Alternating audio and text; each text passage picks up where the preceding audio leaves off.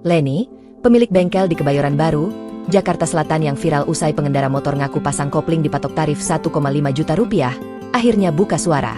Leni geram bengkelnya viral karena menurutnya narasi yang beredar tak sesuai fakta.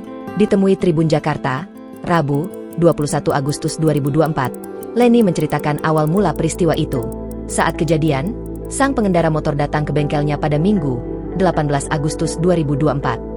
Saat itu sang pengendara motor memiliki kendala karena kendaraannya yang mogok di jalan dan masuk ke bengkel milik Leni. Kita periksa dulu. Otomatis kita periksa dulu. Selesai kita periksa, ternyata ada kerusakan di bagian kopling, kata Leni kepada wartawan di bengkelnya.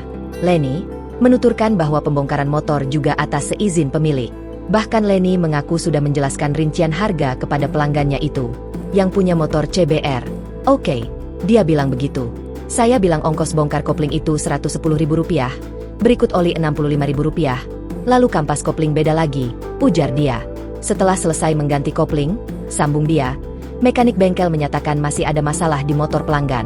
Sehingga proses perbaikan disebut memakan waktu lama hingga motor tersebut harus diinapkan selama 1 hari. Total semua Rp1.410.000, bukan kampas kopling Rp1,5 juta. Orang bodoh juga tahu, nggak mungkin ini Rp1,5 juta. Jadi hati-hati buat berita viral ini. Saya tidak suka, ungkap Leni. Namun pemilik motor disebut keberatan untuk membayar. Hingga akhirnya mekanik terpaksa membongkar kembali spare part yang sudah terpasang. Dia tidak kabur. Saya bilang sama dia, barang-barang yang dipasang saya cabut semua. Saya bongkar semua. Saya sudah dirugikan. Dia bayar oli sama jasa kerja, Rp170.000 bukan Rp200.000, kata Leni. Download Tribun X sekarang. Menghadirkan lokal menjadi Indonesia.